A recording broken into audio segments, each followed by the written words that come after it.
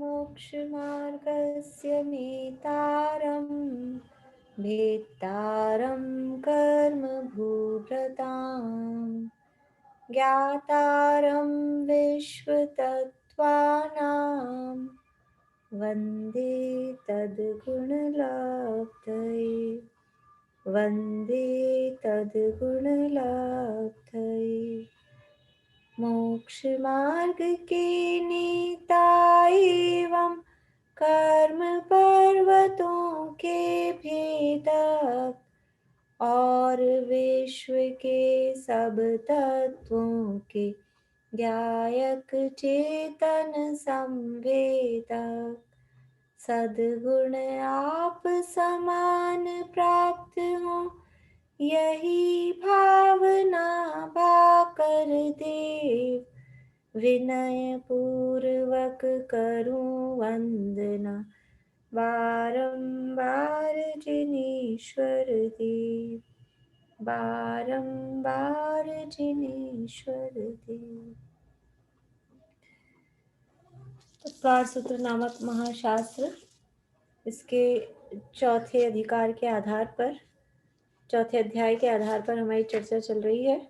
और उसमें कल से हमने वैमानिक देवों का वर्णन, ऊर्ध्वलोक का रचना और उसका वर्णन हमने कल से शुरू किया था। कल हमने ऊर्ध्वलोक की थोड़ी सी रचना देखी थी कि ऊर्ध्वलोक किस तरह का है, तो ऊर्ध्वलोक की ऊंचाई कितनी है और आकार कैसा है, उसकी मोटाई कैसी है, ये सारी बातें ऊर्ध्वलोक के संबंध में कल हमने देखी थी। तो ऊर्ध्वलोक कहाँ से शुरू हो रहा है कि मेरू पर्वत के शिखर से लेकर, मेरू पर्वत के शिखर से, उसकी चोटी से लेकर और पूरा लोक के अंत तक वो ऊर्ध्वलोक कहलाता है। और इस ऊर्ध्वलोक की ऊंचाई जो है वो 7 राजू कही जाती है। तो वो 7 राजू सामान्य रूप से कहा है, उस 7 राजू में से वो जो मेरू पर्वत की ऊंचाई है 1,40,000 योजन, वो उसमें से माइनस समझना चाहिए। सामान्य रूप से ऊंचाई पूछेंगे तो 7 राजू ऊंचा कहा जाता है, लेकिन शुरू कहाँ से हो रहा है कि मेरू पर्वत की चूलिका से आड़े वाल के अंतर से, आड़े वाल के अंतर से मतलब बिल्कुल वहीं से टच होके ही उस आड़े वाल का अंतर कोई अंतर जैसा नहीं है। तो मेरू पर्वत की चूलिका से आड़े वाल के अंतर से ये लोक के शिखर तक, ऊपर तक पूरा ऊर्ध्वलोक है। इस ऊर्ध्वलोक का आकार कैसा है? ऊर्ध्वलोक का आकार मृदंग के समान, मृदंग ढोलक की जैसा एक इंस्ट्रूमेंट होता है, वो थोड़ा सा बीच में से चौड़ा होता है, साइड में से सकड़ा होता है, तो ऐसा मृदंग के समान इस ऊर्ध्वलोक का आकार है। ऊंचाई 7 राजू है और जो गहराई है अंदर, डेप्थ, ऊर्ध्वलोक की डेप्थ कितनी है अंदर की तरफ, तो वो डेप्थ भी 7 राजू ही, जो लोक की डेप्थ है वो ऊर्ध्वलोक की भी वही डेप्थ सबकी 7 राजू ही है। लेकिन जो स्वर्ग नरक की रचनाएं हैं, स्वर्गों की जो रचनाएं हैं वो 7 राजू में नहीं है, वो तो केवल त्रसनाली में 1 राजू की जो है उसी में है। और ऊर्ध्वलोक की चौड़ाई कितनी है? चौड़ाई पूछी जाए तो कितनी है?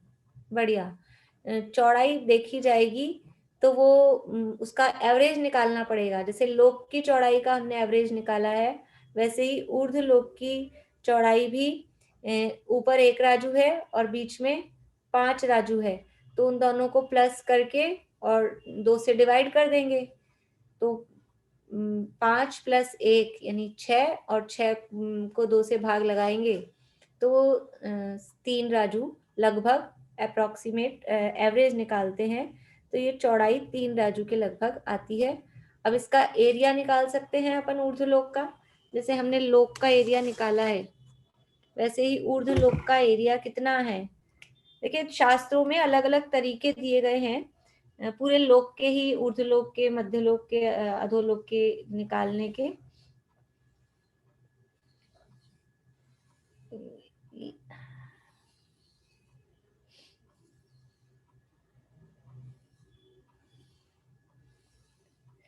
ये इस तरह का ये ऊर्ध्वलोक है, समझ लीजिए। तो ये यहाँ से यहाँ तो है ये सुमेरु पर्वत, और ये यहाँ है 5 राजू चौड़ा और यहाँ है 1 राजू चौड़ा। तो ये चौड़ाई का एवरेज इस तरह से 3 राजू के लगभग निकाला जाता है। और भी अनेक तरीके होते हैं कि इसको ऐसे हाफ कर दें, इधर हाफ कर दें, वो अलग अलग तरीके से मैथमेटिक्स से एवरेज निकालते हैं। अपन तो सिंपल तरीके से हम एवरेज देख रहे हैं। तो ये ऊंचाई है ऊपर नीचे वो 7 राजू, अंदर गहराई भी 7 राजू, और चौड़ाई का एवरेज हमने निकाल लिया 3 राजू। तो इसको गुणा करेंगे, 7 को 7 से गुणा करेंगे 49, और 49 को 3 से मल्टीप्लाई करेंगे तो 147 घन राजू ये ऊर्ध्वलोक का क्षेत्रफल निकल के आता है। 147 घन राजू ये ऊर्ध्वलोक का क्षेत्रफल है। जो 343 घन राजू हमने निकाले थे पूरे लोक के क्षेत्रफल के, उसमें से 147 घन राजू तो ऊर्ध्वलोक का है। 147 घन राजू ऊर्ध्वलोक का क्षेत्रफल है और अधोलोक का 196, ऐसा करके 343 घन राजू वो पूरे लोक का था। ये तो इसकी बात हुई। इसके बाद में ऊर्ध्वलोक में कौन कौन, यानी अकेला ऊर्ध्वलोक पूछा जाए, कल मैंने 3 लोक में पूछा था, अकेला ऊर्ध्वलोक में पूछा जाए तो ऊर्ध्वलोक में कौन कौन रहते हैं? हाँ बोलिए सुधा जी। वैमानिक देव और त्रियंश। हाँ त्रियंश कौन से? स्थावर। एक है, हाँ एक इंद्रिय स्थावर त्रियंश और वैमानिक देव। इसके अलावा और कोई रहते हैं ऊर्ध्वलोक में? बोलिए ज्योति जी। सिद्ध भगवान। हाँ सिद्ध भगवान भी ऊर्ध्वलोक में ही रहते हैं।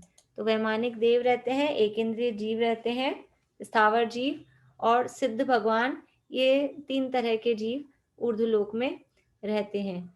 तो हम कल ऊर्ध्वलोक के में जो सबसे पहले हैं 16 स्वर्ग, और उसके 16 स्वर्गों को कहते हैं कल्प, और उसके ऊपर जो हैं 9 ग्रैवियक, 9 है वो 9 ग्रैवियक, 9 अनुदिश, 5 अनुत्तर। तो अगर संख्या हटा दें तो ऐसे भी कह सकते हैं ग्रैवियक हैं, अनुदिश हैं और अनुत्तर हैं।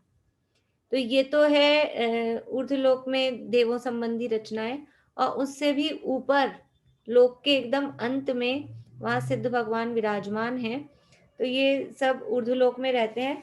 ये लोक पूरा सब जगह से वात वलयों से घिरा हुआ है। ऐसा ये लोक कहाँ तक कहलाएगा? लोक का अंत। लोक का अंत का मतलब क्या है कि ये तनु वात, सबसे पहले कौन सा वात वलय है पूछ लिया जाए आप लोगों से, सबसे पहले कौन सा वात वलय है? सरोज आंटी नहीं है याद? हाँ सुलोचना जी। धनोदधि वात वाला है। धनोदधि, फिर घन वात वाला है, फिर तनु वात वाला है। हाँ सबसे पहले है घनोदधि, घनोदधि, उसके बाद में घन वात वलय, और उसके बाद तनु वात वलय। ये 3 वात वलय हैं। तो ये तनु वात वलय जो सबसे लास्ट वाला है, इसके अंत तक ये लोक कहलाता है, यानी ये वात वलय लोक में ही है। वात वलय कह रहे ना, वात यानी वायु, वायु का घेरा, और वायु है तो वायु का एक जीव है। ये वात वलय है, वायु के घेरे हैं, ये वायु का एक जीव है। और जो जीव है वो लोक में पाए जाएंगे कि अलोक में पाए जाएंगे? तो जीव जहां तक पाए जा रहे हैं वहां तक एरिया लोक है, और जीव पाए जा रहे हैं वो शरीर सहित होते हैं कि बिना शरीर वाले होंगे? वायु कायिक यदि जीव हैं, और भी 5 प्रकार के स्थावर हैं जो संसारी जीव पाए जा रहे हैं, वो शरीर सहित पाए जाएंगे कि बिना शरीर के? शरीर सहित ही है। तो शरीर सहित है इसका मतलब उनके साथ में पुद्गल भी है। इसलिए सभी द्रव्य ये यहाँ लोक के अंत तक जीव पुद्गल, और जीव पुद्गल हैं तो धर्मादि द्रव्य भी यहाँ पर हैं ही हैं। 6 द्रव्य ये लोक के यहाँ तनु वात वलय के अंत तक पाए जाते हैं। ये वात वलय लोक में ही इंक्लूडेड हैं। इसके बाहर से आलोक चालू होता है, इसके बाहर फिर कोई द्रव्य नहीं है, केवल आकाश है, वो आलोक कहलाता है। तो कल हम रचना देख रहे थे 16 स्वर्ग वो 2-2 के जोड़े में है, युगल में है। युगल मतलब जोड़ा। और पहला दूसरा वो एक लेवल पर, फिर तीसरा चौथा वो एक लेवल पर, पांचवा छठा वो एक लेवल पर, इस तरह दो दो के जोड़े में, जैसे ऐसे होता है ना अपने बिल्डिंग्स में फ्लैट्स होते हैं, तो एक मंजिल पे 4 फ्लैट होते हैं, यहाँ समझ लो एक मंजिल पे 2 मंजिल, मतलब एक ही लेवल, मंजिल अभी मंजिल नहीं समझना, मंजिल को तो यहाँ पटल कहा है, लेकिन एक लेवल पर दो दो स्वर्ग हैं। उनमें से जो पहला नाम हम बोलते हैं, हम नाम याद करेंगे, कुछ लोगों को याद भी होंगे 16 स्वर्गों के नाम, और नहीं होंगे तो करेंगे। तो जो पहला नाम होगा वो है दक्षिण में, और जो दूसरा नाम होता है वो है उत्तर में। कल हमने उत्तर दक्षिण की व्यवस्था देखी थी। यहाँ चित्र में तो हम इधर लेफ्ट राइट ही बना पाते हैं, लेकिन एक्चुअल में कैसे है कि एक इधर है और एक उस तरफ है, ये क्योंकि गहराई में है ना, एक राजू की चौड़ी जो त्रसनाली है, तो जो पहला नाम वाला है वो दक्षिण की तरफ और दूसरा नाम वाला है वो उत्तर की तरफ, इस तरह से। तो जितने भी इवन नंबर्स हैं वो तो जाएंगे उत्तर की तरफ, और जो ऑड नंबर्स हैं 1 3 यानी विषम संख्याएं हैं वो आएंगी दक्षिण की तरफ। ऐसा इनको समझना चाहिए, पर चित्र में अभी हम ऐसा ही बना रहे हैं। तो ये पहला दूसरा तीसरा चौथा, फिर पांचवा छठा, सातवां आठवां, नवा 10वां, 11 12, 13 14 और ये 15 16, इस तरह से ये एक के ऊपर एक, दो दो के युगल एक के ऊपर एक हैं। जैसे नरक एक के नीचे एक थे, वैसे ये जो स्वर्ग हैं ये एक के ऊपर एक है। सुलोचना जी आपको कुछ पूछना है?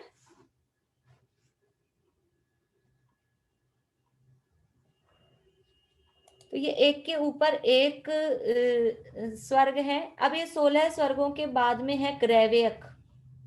वो ग्रैवेयक के 9 पटल हैं, इसलिए उनको 9 ग्रैवेयक कहते हैं।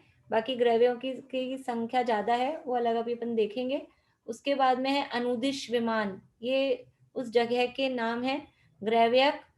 यहाँ जो ऊपर अब विमान है वो कहलाते हैं ग्रैवेयक 16 स्वर्गों के ऊपर। उसके भी ऊपर जो विमान है वो कहलाते हैं अनुदिश, और उसके भी ऊपर जो है वो कहलाते हैं अनुत्तर। ये ग्रैवेयक, ये अनुदिश और ये अनुत्तर। और इस अनुत्तर से भी ऊपर, ये अनुत्तर है 5, नाम सुने होंगे आप लोगों ने, सर्वार सिद्धि विमान का नाम सुना होगा। तो ये 5 अनुत्तर हैं, उनमें से जो बीच वाला अनुत्तर विमान है उसका नाम है सर्वार्थ सिद्धि। तो विजय, वैजयंत, जयंत, अपराजित, ये 4 दिशाओं में है, और बीच वाले का नाम है सर्वार्थ सिद्धि। और इस जो सर्वार सिद्धि का विमान है, उस सर्वार सिद्धि के विमान से 12 योजन ऊपर जाकर विमान की ध्वज दंड, जैसे पहले भी हमने देखा था राहु केतु के ध्वज दंड से 4 अंगुल ऊपर सूर्य चंद्रमा के विमान थे, वैसे ही जो ये सर्वार सिद्धि का विमान है उसके ध्वज दंड से 12 योजन ऊपर जाकर फिर सिद्धशिला, जो हमने नाम सुना हुआ है वो सिद्धशिला है। और उसके बाद में भी और ऊपर ऊपर ऊपर जाकर फिर सिद्धालय आता है। वो अपन उसमें पूरी करेंगे हिसाब किताब, वो अभी बाद में करेंगे। अभी पहले अपन नीचे की बात कर लेते हैं, स्वर्गों की ही। तो ये जो 16 स्वर्ग हैं ये यहाँ तक के जो कहलाते हैं ये कहलाते हैं कल्प, और इनमें रहने वाले देव कहलाते हैं कल्पवासी। 16 स्वर्ग तक के देव कहलाते हैं कल्प, और इनमें रहने वाले देव कहलाते हैं कल्पवासी। और जो ये ऊपर के हैं ग्रैव्यक, अनुत्तर और अनुदिश और अनुत्तर, ये कहलाते हैं कल्पातीत।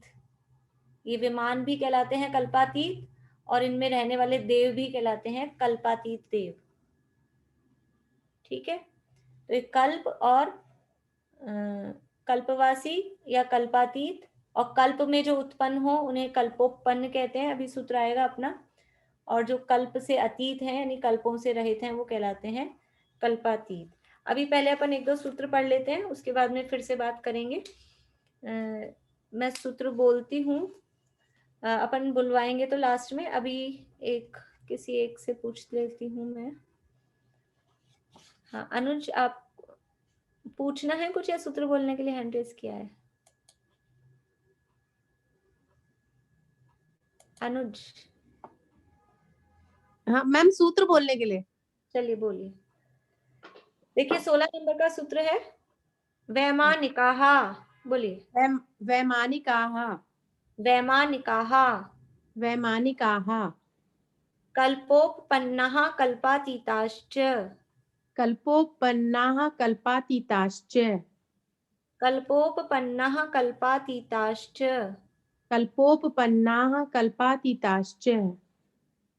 उपरि उपरि। उपरि उपरि। उपरि उपरि।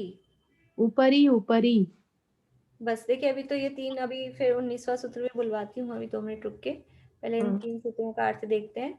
वैमानिका यानी आप बता रहे हैं कि वैमानिक हैं देव, क्योंकि पीछे बात कर ली भवनवासियों की, व्यंतर की और ज्योतिष की।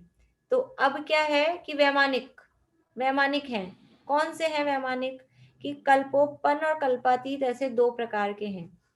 लेकिन सीधा इन्होंने कहा वैमानिक। वैमानिक का अर्थ क्या? वैमानिक किसे कहते हैं? जो विमान में रहें उन्हें वैमानिक कहते हैं। जैसे हमने देखा था भवनवासी, जो भवनों में रहें वो भवनवासी, जो इधर उधर घूमते हुए रहें, कहीं कहीं भटकते हुए, वो व्यंतर, और जो ज्योति से सहित, प्रकाश से सहित जिनके विमान हैं वो कहलाते हैं ज्योतिष्क। और अब वैमानिक किसे कहते हैं? कि जो विमानों में रहते हैं उनको वैमानिक कहते हैं। देखिए ये सब इनको कहते हैं रूढ़िगत नाम है।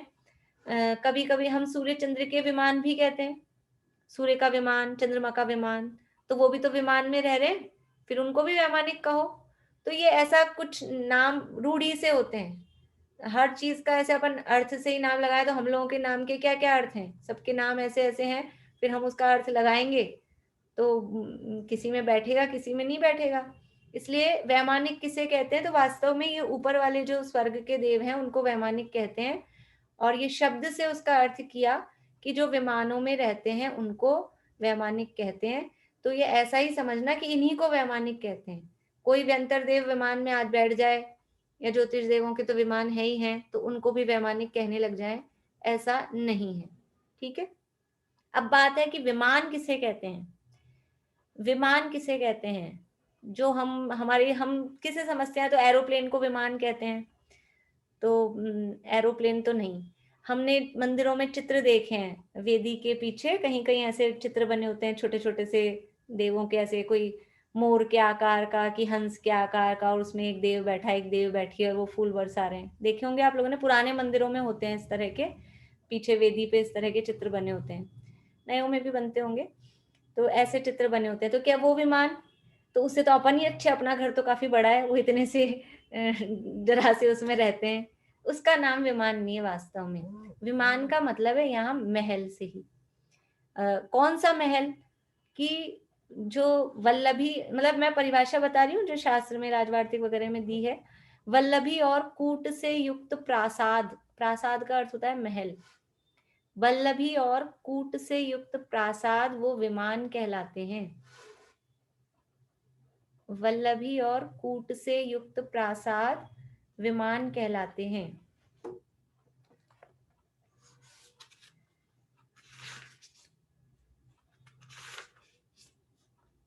अब ये वल्लभी और कूट क्या होती है?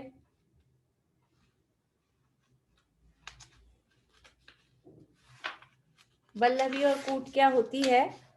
तो वल्लभी और कूट कहलाती है। कूटे तो अपन समझते हैं जैसे ऐसे जो कंगूरे टाइप इस तरह की डिजाइन्स निकली रहती है, और वल्लभी भी इसी तरह की कोई विशेष डिजाइन्स वाले, सुंदरता वाले, ऐसे कोई स्पेशल, जैसे अपने यहाँ नहीं कहते हैं, एक तो होता है बंगला, एक होती है कोठी, एक होता है फ्लैट, एक होता है मकान, और क्या होता है, अलग अलग अपन ऐसे नाम रखते हैं। तो कुछ कुछ जैसे इधर कोई विला कहलाते हैं, इस तरह के नाम डिफरेंस करते हैं। तो विला क्या है और फिर बंगला क्या है, और अलग अलग, तो उसमें कुछ ना कुछ उनकी इंडिकेशन होती है। जैसे जो बनाते हैं ना बिल्डर्स, वो उसको नाम अलग अलग देते हैं, तो कुछ ना कुछ उनकी स्पेशलिटी होती है। ऐसे वाले को हम विला कहेंगे, ऐसे वाले को हम बंगला कहेंगे। तो ऐसे ही कुछ वल्लभी और कूट से युक्त जो महल हैं, मतलब जो स्पेशल कुछ डिजाइन्स वाले हैं, वो महल को ही विमान कह रहे हैं। सीधा सीधा सा अर्थ ये है।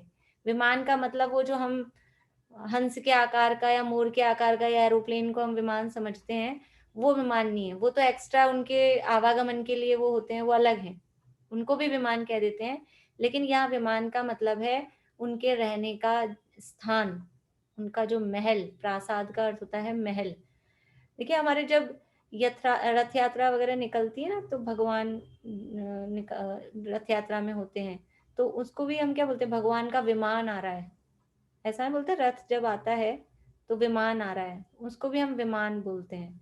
तो ये मतलब जो भी बहुत बड़े यानी उच्च लोगों के रहने की जो जगह है, उसको सामान्य रूप से विमान कहा जाता है। तो देवों का जो वैमानिक देव हैं, उन वैमानिक देवों के रहने की जो महल वगैरह हैं, उनका नाम ही विमान है। तो ये तो हुआ विमान का अर्थ। और इन विमानों में जो रहते हैं वो कहलाते हैं वैमानिक देव। देखिए भवनवासी, व्यंतर और ज्योतिषियों के भी जो रहने की जगह है ना, बहुत एक्स्ट्राऑर्डिनरी, अपने लिए तो मतलब बहुत एक्स्ट्राऑर्डिनरी होती है। हमको यहाँ अपने यहाँ देखने में जिसका लगता हो, बिल गेट्स का मकान हो कि अंबानी का मकान हो, या जो भी आप समझो, बड़े से बड़े आदमी का जिसका जैसा कोई महल हो, वो भी कुछ नहीं है उसके आगे। ये तो छोड़ो, ये तो हमारे यहाँ के हैं, अभी इंडिया के। अपन तो यहाँ से अमेरिका वालों के देखो तो उनके और स्पेशल दिखते हैं। अभी इंडिया अमेरिका को छोड़ो और भोग भूमि के जीवों का देखो, वो और भी स्पेशल होते हैं। और भोग भूमि के जीवों से भी भवनवासियों का, फिर व्यंतरों का, ज्योतिषियों का, वो और स्पेशल होते हैं। और इन भवनत्रिकों से भी स्पेशल वो वैमानिक देवों का होता है। तो ऐसे कोई स्पेशल, बहुत ही विशिष्ट, जो देखते ही अपने को ऐसा लग जाए कुछ अलग चीज है, ऐसे वो रहने की जगह, वो विमान कहलाते हैं। तो ये वैमानिक हैं। और वैमानिक कितने प्रकार के हैं, तो 2 प्रकार के कहा, कल्पोपन्ना कल्पातीताश्च। वैमानिक देव 2 प्रकार के हैं। कल्पोपपन्न, कल्प में उत्पन्न, वो कहलाते हैं कल्पोपपन्न। और कल्प क्या है, कल्प है, अभी नीचे बताएंगे नाम। कल्प किसे कहते हैं और कल्पातीत किसे कहते हैं। तो जहां इंद्र, सामानिक आदि ऐसी कल्पनाएं की जाती है, कल्प का अर्थ होता है भेद, विकल्प, विकल्पात्मक प्रश्नोत्तर, ऐसे आते हैं अपने एग्जाम में, आते हैं ना एमसीक्यू, मल्टीपल चॉइस क्वेश्चंस, विकल्पात्मक। तो वहां भेद है, आपके पास 4 ऑप्शन है, तो 4 आपके पास भेद हैं। तो 4 जो भेद हैं ये विकल्प। तो जहां ऐसे भेद हैं, कैसे भेद हैं कि कोई इंद्र है, कोई सामानिक है, कोई त्रायस्त्रिंश है, कोई राजा है, कोई प्रजा है, कोई सेना है, कोई कोतवाल है, कोई सफाई कर्मचारी है, इस तरह के जो भेद जहां हैं, तो वहां तक के स्वर्ग कहलाते हैं कल्प। और उन कल्पों में जो उत्पन्न होते हैं वो कहलाते हैं कल्पोपपन्न। और उसके ऊपर जहां ऐसे भेद नहीं है, भेद नहीं है मतलब कि वहां सारे के सारे इंद्रिय हैं, वहां सब राजा हैं, वहां कोई प्रजा नहीं है, वहां कोई मंत्री नहीं है, वहां कोई कोतवाल नहीं है, वहां कोई सफाई कर्मचारी नहीं है, कोई सेना नहीं है, जो है वो सब इंद्र हैं, सब राजा हैं। तो जहां ऐसा भेद नहीं है वो कहलाते हैं कल्पातीत। तो ये जो 16 स्वर्ग हैं, इन 16 स्वर्गों में तो इस तरह के भेद हैं, इंद्र, सामानिक, त्रैस्त्रिंश, पारिषद, आत्मरक्ष, लोकपाल, अनीक, प्रकीर्णक, आभियोग्य और किल्विष। और जो ऊपर है ग्रैव्यक, अनुदिश और अनुत्तर, इनमें केवल इंद्र ही इंद्र हैं, बाकी कोई अलग भेद नहीं है। तो ये जो ग्रैव्यक, अनुदिश और अनुत्तर वाले हैं वो कहलाते हैं अहम इंद्र, क्योंकि सभी इंद्र हैं। जिससे पूछो इंद्र कौन है तो वो बोलेगा मैं हूं इंद्र, अहम इंद्र। फिर दूसरे से पूछो इंद्र कौन है तो वो कहेगा अहम इंद्र। फिर तीसरे से पूछो तो बोलेगा अहम इंद्र। सभी इंद्र हैं। तो ऊपर वाले कहलाते हैं इंद्र। और नीचे वाले जो 16 हैं, इनमें 12 इंद्र होते हैं। हम वो संख्या पीछे पढ़ के आए हैं, दशाष्ट पंच द्वादश विकल्पा कल्पोपन्न पर्यंता, पीछे हम सूत्र पढ़ के आए हैं। तो इनमें 12 भेद या 12 इंद्र इनमें होते हैं, वो हम देखेंगे कैसे कैसे होते हैं। और कैसे हैं ये, ऊपरी ऊपरी, ऊपरी ऊपरी यानी एक के ऊपर एक हैं। जब हमने नरक वाला सूत्र पढ़ा था, रत्न शर्करा बालुका पंक धूम तमो महातमः प्रभा भूमियो घनाम्बु वाताकाश प्रतिष्ठा सप्ताधोध, वो अधो अध, वो एक के नीचे एक थे। ये कैसे हैं, ऊपरी ऊपरी, ये एक के ऊपर एक हैं, लेकिन एक के ऊपर एक कैसे हैं, पहले के ऊपर दूसरा, दूसरे के ऊपर तीसरा, तीसरे के ऊपर चौथा, ऐसा नहीं, पहला दूसरा तीसरा चौथा पांचवा छठा सातवां आठवां ऐसे दो दो के युगल में ये जो स्वर्ग के रचनाएं हैं इस तरह से यहाँ पर हैं। देखिए सूत्र है 19 नंबर का, बड़ा दिखाई दे रहा है 3.5 लाइन का, लेकिन इसमें 16 स्वर्गों के नाम हैं और आगे ग्रैव्यक अनुदिशा अनुत्तरों के तो नाम, अनुत्तरों के भी नाम हैं, बाकी 9 ग्रैव्यक केवल ऐसा इंडिकेट किया है। तो ये तो हमको याद करने हैं, तो आप पहले नाम याद करके सूत्र याद कर लें, चाहे सूत्र बोल के नाम याद कर लें जैसे आपकी इच्छा हो, लेकिन नाम अलग से याद कर लेंगे तो शायद ज्यादा बेटर रहेगा, आपको सूत्र उच्चारण करने में भी आसानी रहेगी। तो ये याद करने हैं अपने को। अभी मैं बुलवाती हूँ, मीना चाची आप बोलिएगा मेरे पीछे।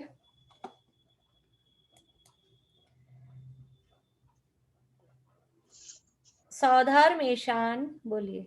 सौधर्म ईशान। सानत कुमार माहेंद्र। सानत कुमार माहेंद्र।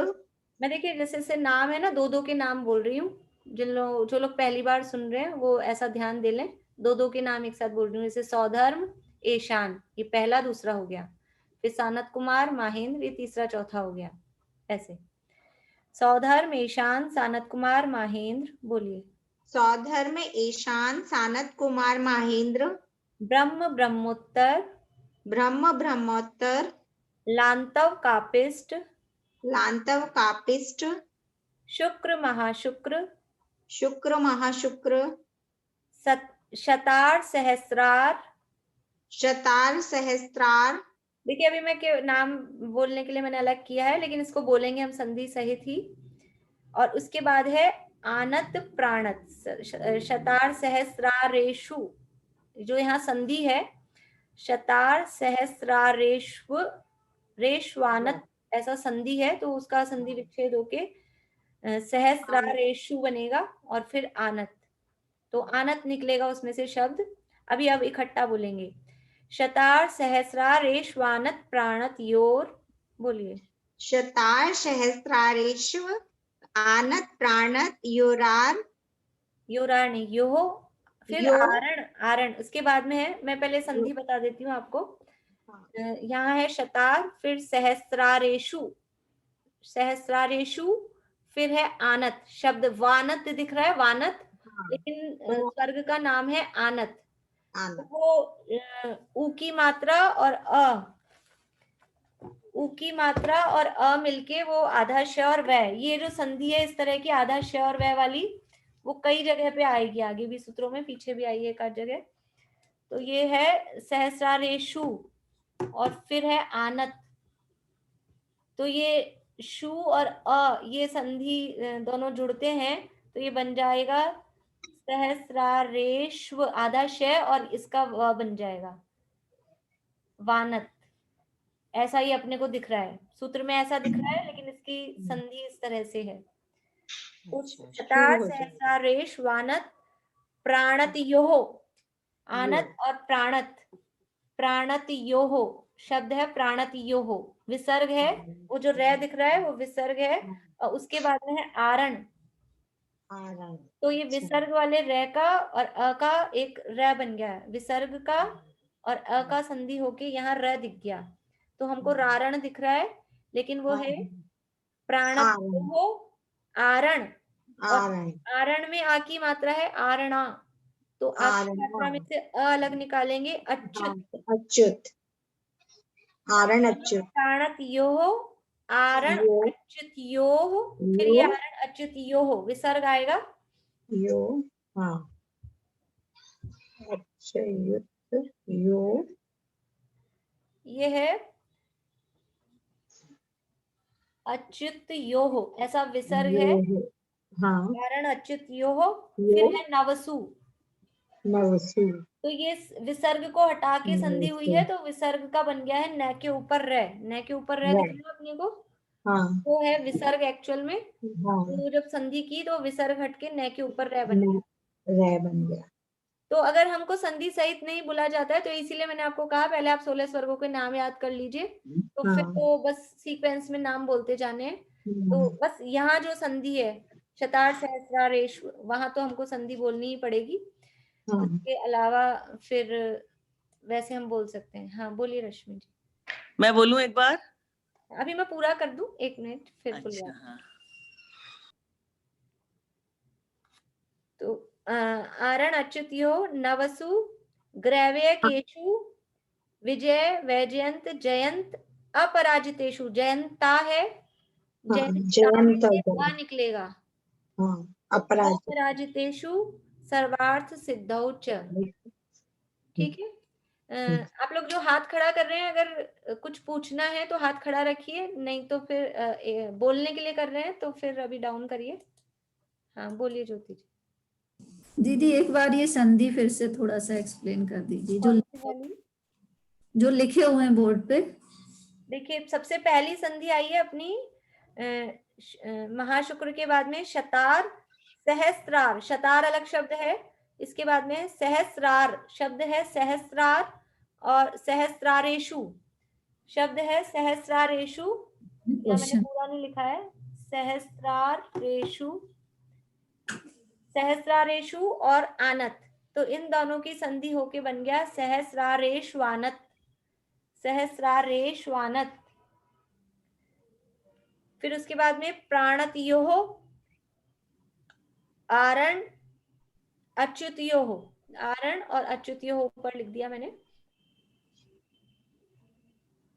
फिर से सहस्रारेशु, फिर आनत, सहस्रारेषु प्राणतयोः, आनत आरण और अच्युतयोः।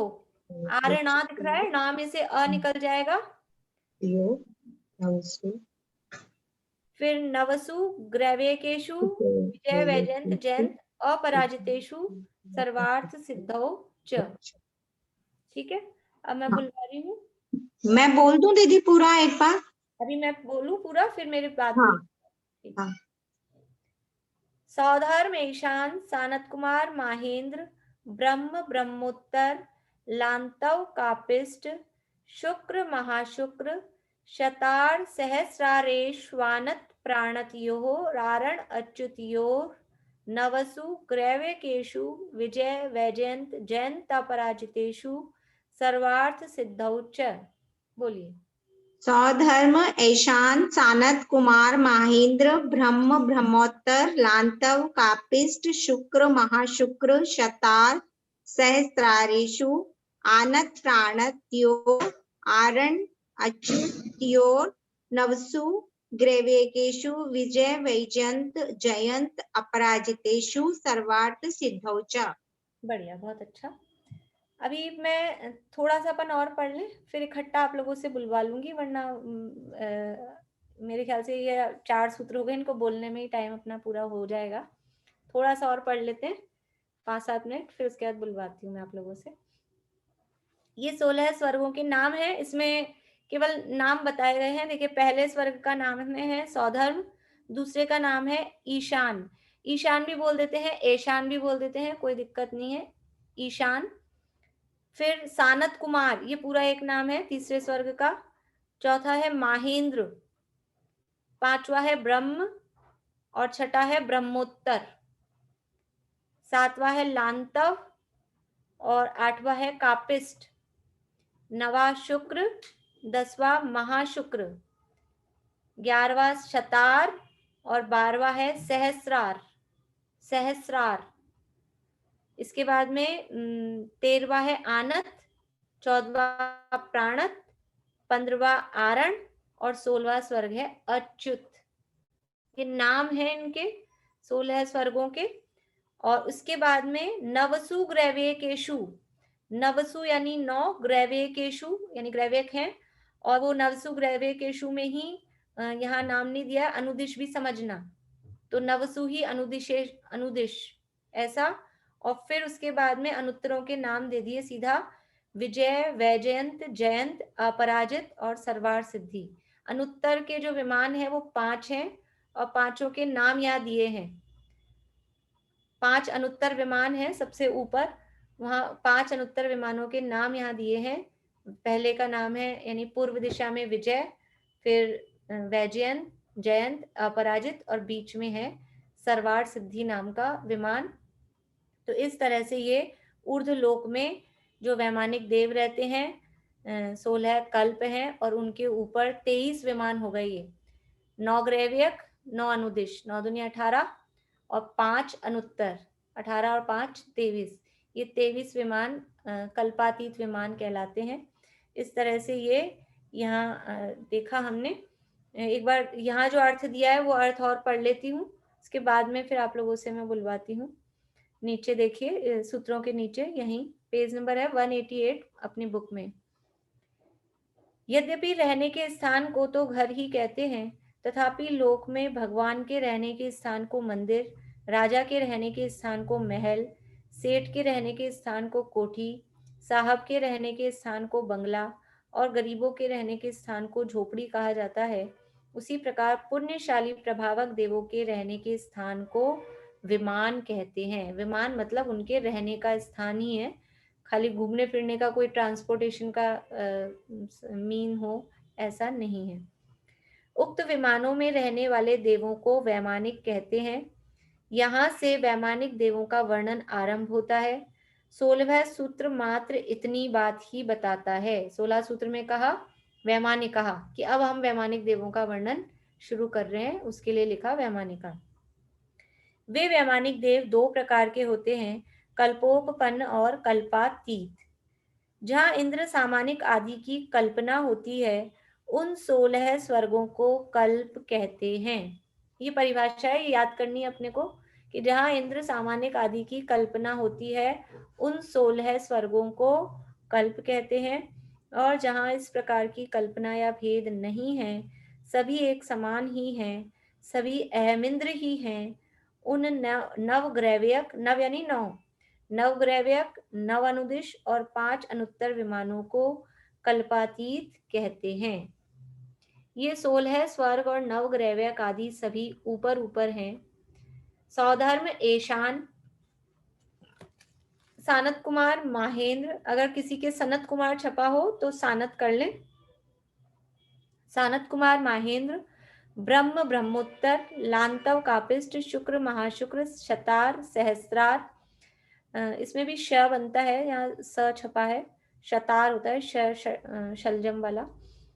इन 6 युगलों के 12 स्वर्गों में, आनत प्राणत इन 2 स्वर्गों में, आरण अच्युत इन 2 स्वर्गों में, नवग्रैव्यक विमानों में, ये जो विभक्ति लगाई नवसु ग्रैव्यकेषु सहस्रारेषु, तो वो उसका मतलब है वहां उनमें, इसलिए अर्थ करने में ऐसा कह रहे हैं कि इन विमानों में, इन स्वर्गों में, इन स्वर्गों में, इन विमानों में, वो संधि के हिसाब से अर्थ कर रहे हैं।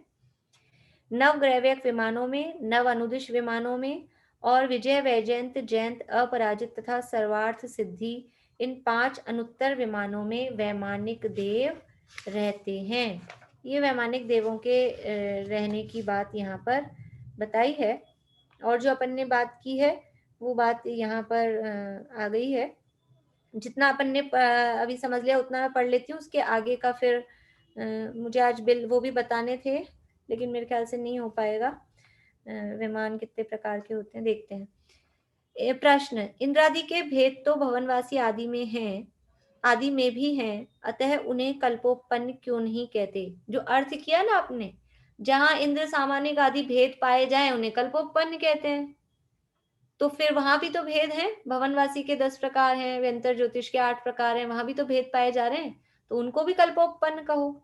जैसे अभी हमने विमान के संबंध में देखा कि वो भी विमानों में रहते हैं ज्योतिष देव भी, तो उनको भी वैमानिक कहो। ऐसे ही उनमें भी ये कल्पनाएं पाई जा रही हैं इंद्र सामानिक आदि, तो उनको भी कल्पवासी कहो। तो कह रहे हैं उत्तर, यद्यपि यह सत्य है कि भवनवासी आदि में इंद्रादिक भेद होते हैं, तथापि रूढ़ी से 16 स्वर्ग वाले वैमानिक देवों को ही कल्पवासी कहते हैं। ये रूढ़ी मतलब ऐसा ही है, भले ही हमने अर्थ बता दिया, ये हमने अर्थ बता दिया कि जहां भेद होते हैं वो कल्पवासी, लेकिन अकेले अर्थ के भरोसे आप ऐसा मत समझना कि फिर जहां जहां अर्थ, देखो ऐसा होता है। गो किसे कहते हैं? गो यानी अपन किसे समझते हैं? गो इंग्लिश वाला गो नहीं, हिंदी में गो, संस्कृत में गो। गाय को गो कहते हैं, ये तो गौ है, गौ मतलब गाय। तो उसका जो ऐसा शब्दार्थ, जैसे अभी शब्दार्थ निकाला ना, जो विमानों में रहे वो वैमानिक, तो गौ का अर्थ होता है गच्छति इति गौ, जो गमन करे वो गौ है। तो फिर जो जो चलता हो सबको तो गौ कहो, हम भी चलते फिरते हम भी गाय हैं, और जो जो चलता फिरता है सब गाय हो जाएंगे, और वो गाय बैठी हो तो उसको गाय मत कहो। तो वो ये अलग अलग तरह से अर्थ करने की स्टाइल होती है। वो उनका निरुक्ति से अर्थ किया कि जो विमानों में रहे वो वैमानिक। लेकिन दूसरा टाइप से अर्थ होता है रूढ़ी से, कि रूढ़ी से गौ शब्द वो गाय के अर्थ में ही फिक्स है। हम हर किसी को गौ नहीं कहेंगे, जो कोई चल रहा है उसको कहो ये तो गौ आ रही है, देखो गौ आ रही है, जो चल के आएगा वो गौ ही है। फिर तो ऐसे बस हंसी मजाक हो जाएगी। इसलिए वो गाय के अर्थ में ही गौ शब्द वो पेटेंट है, समझ लीजिए, उसको कहते हैं रूढ़ी से। तो ऐसे ही ये कल्पवासी जो ऊपर वाले जो स्वर्ग वाले देव हैं, उन्हीं में ये कल्पवासी संज्ञा वो उनमें पेटेंट है। यद्यपि वहां भी भेद पाए जाते हैं भवनत्रिकों में भी, लेकिन उनको कल्पवासी नहीं कहेंगे।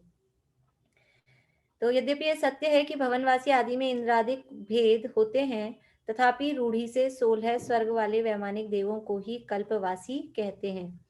जिस प्रकार अधोलोक में सब एक दूसरे के नीचे नीचे हैं, जैसे रत्न प्रभा पृथ्वी के नीचे शर्करा प्रभा, शर्करा प्रभा के नीचे पालुका प्रभा आदि हैं, इसलिए वहां सूत्र में अधोध का प्रयोग किया गया है। उसी प्रकार स्वर्गों में सब ऊपर ऊपर हैं, और मध्य लोक में सब तिरछे बसे हुए हैं। मध्य लोक को तिर्यक लोक भी कहते हैं, क्योंकि मध्य लोक ऐसा है।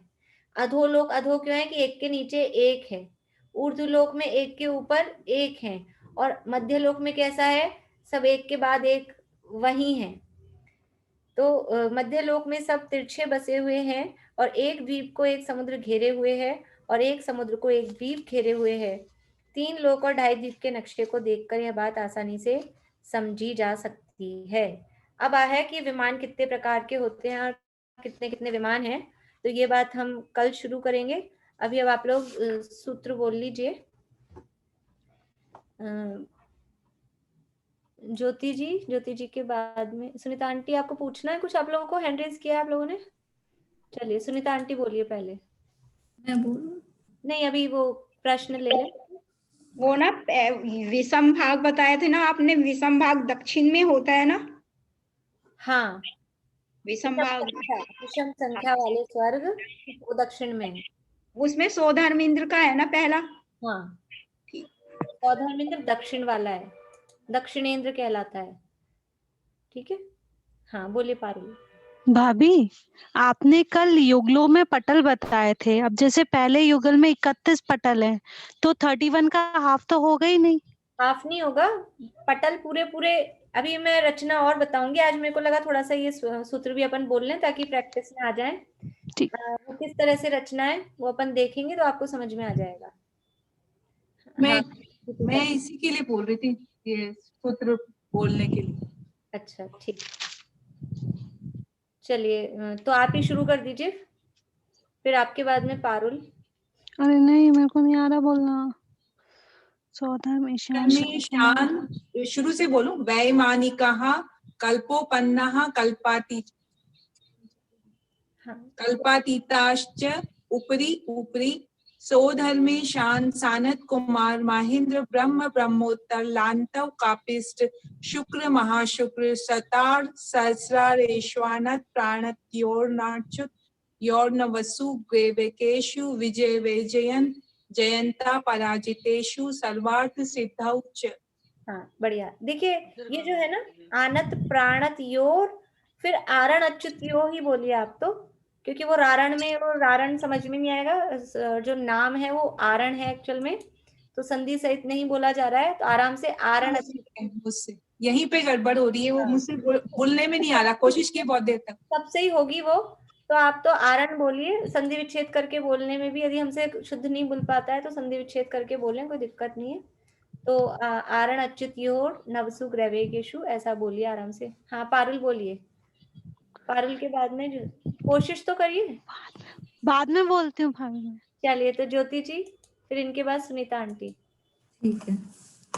सौधर्म ईशान सानत कुमार महेंद्र ब्रह्म ब्रह्मोत्तर लांतव कापिष्ट शुक्र महाशुक्र शतार सहस्रारेश्वानत प्राणतयोः आरण अच्युत योर नवसु ग्रैवकेषु विजय वैजंत जयंत अपराजितेषु सर्वार्थ सिद्धौ च।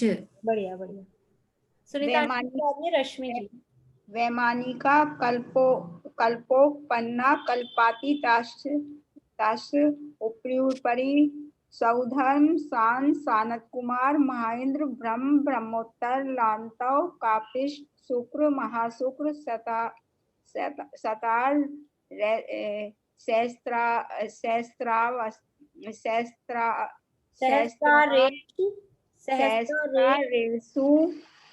सहस्रारेषु वानत प्राणत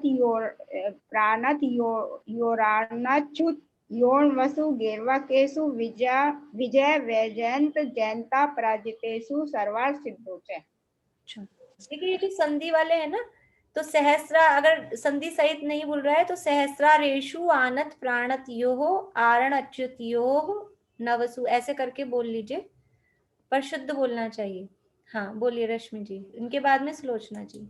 वैमानिकः कल्पोपपन्ना कल्पातीताश्च उपर्युपरे सौधर्मे शानत कुमार महेंद्र ब्रह्मोत्तर लांतव कापिष्ट शुक्र महाशुक्र सतार सहस्रारेशवानत प्राणतयो आरणाच्युतयो नर्वसु ग्रेवेकेषु विजय वैजंत जयंता पराजितो सर्वार्थ सिद्धौ च।